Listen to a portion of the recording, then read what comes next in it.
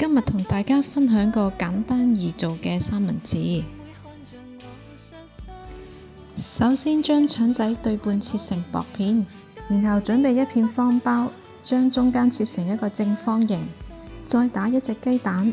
主要材料就係雞蛋、腸仔、方包同埋芝士碎。燒熱隻平底鑊，放上方包，喺中間瀨少少生油，然後分別將腸仔片放落去，再將雞蛋倒入去，加少少嘅芝士碎，再將呢塊正方形方包冚上去，用手輕輕一壓，煎一陣呢就可以翻面，然後上盤，然後對半切開。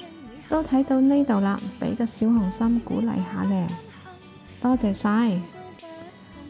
係咪好簡單呢？咁就做好啦。最後上碟擺放整齊，再喺上面瀨返啲沙律醬，一道簡單嘅早餐或者下午茶就做好啦。